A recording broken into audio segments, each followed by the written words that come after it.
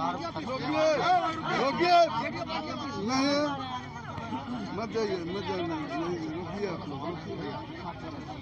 आज जदयू प्रयास बाहर से अपनी मांगों को लेकर अपनी बातों को पहुंचाने को लेकर एकजुट हुए हैं। इनका क्या कुछ कहना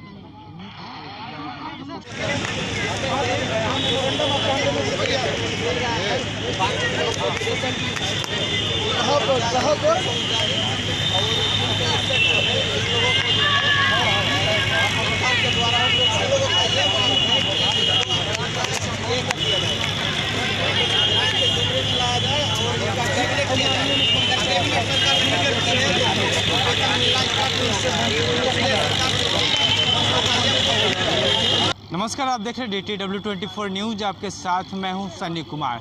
बिहार विधानसभा चुनाव काफ़ी नज़दीक है, लिहाजा जो जनता है कहीं ना कहीं सरकार से गुहार लगा रही है कि चुनाव का वक्त आ गया है, अब हमारे बच्चे कुछ मांगे भी पूरी कर दी जाए जो सालों से पेंडिंग में पड़ी हुई है।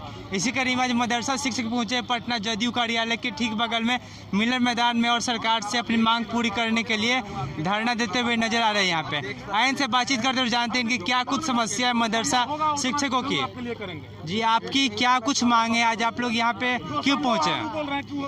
2459 में बाकी बचे 987 मदरसे को सरकार ग्रांट नहीं दे रही है। ग्रांट के लिए हम लोग बिहार के सभी जिलों से माननीय मुख्यमंत्री से हम लोग अपील करने आए हैं कि 987 मदरसे को ग्रांट दिया जाए।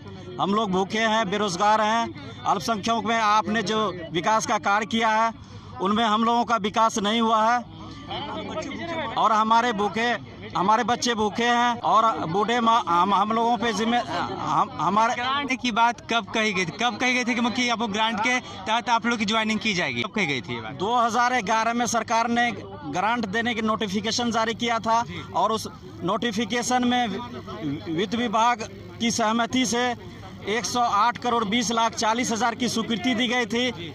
सरकार हमको अभी तक वेतन देने के लिए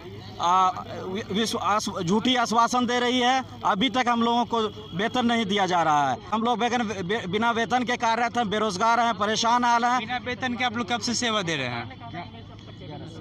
1987 से दे रहे हैं, लेकिन सरकार ने जो नोटिफिकेशन जारी किया है 2011 से अभी तक 8 से 14 को दिया है और 987 मदरसे सचिवालय शिक्षा विभाग में विचाराधीन है। इन मदरसों को सरकार ने ग्रांट नहीं दिया है। इसलिए मैं सरकार से अपील करता हूं कि 987 मदरसे इनको ग्रांट दिया जाए और जो पुराने मदरसे हैं उनको जिस तरह से दिया है उस तरह से हम लोग भूखे मर रहे हैं। हम लोग ज़्यादा पीड़ित हैं। अल्पसंख्यक में सच्चर समिति की जो रिपोर्ट आई है सरकार में, उस रिपोर्ट में अल्पसंख्यक महादलितों से अल्पसंख्यक मुस्लिम अल्पसंख्यक ये उनसे भी ज़्यादा नीचे है।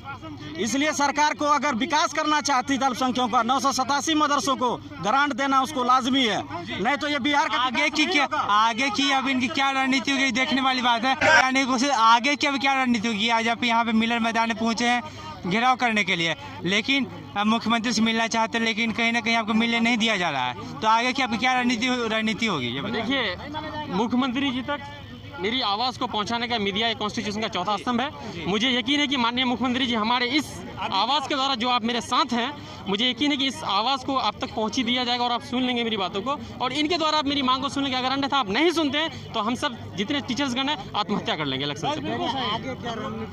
क्या लगता है? आप लोग सालों से मुफ्त में सेवा दे रहे हैं, बच्चों को पढ़ा रहे हैं, लेकिन आप लोग की सैलरी अभी तक नहीं मिल रही है, तो क्या इसका क्या भरोसा है कितने साल बाद आज आप यहाँ पहुँचे सरकार आपकी बात मान लेगी? क्या लगता है आपको? नहीं, सरकार के ऊपर भरोसा है क्योंकि इन्होंने किया है।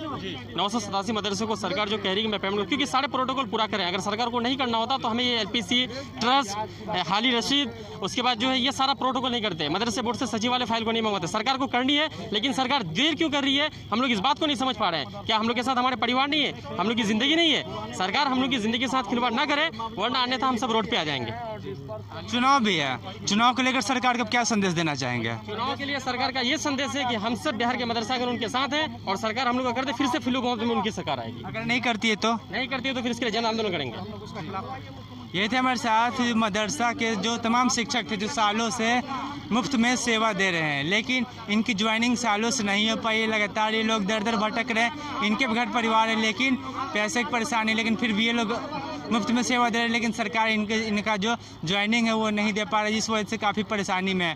हालांकि इन्होंने कह दिया कि बिहार विधानसभा चुनाव भी अगर इनकी बात नहीं मानेगा तो ये लोग जन आंदोलन करेंगे। हालांकि देखने वाली बात यह है कि आने वाले वक्त में लोग क्या करते हैं और इसका क्या नतीजा निकलता है, क्या सरकार इनकी बात सुनती है या फिर नहीं सुनती। बहरहाल आप ऐसी खबरों की अपडेट के लिए हमसे जुड़े रहे। फिलहाल के लिए इतना ही, धन्यवाद।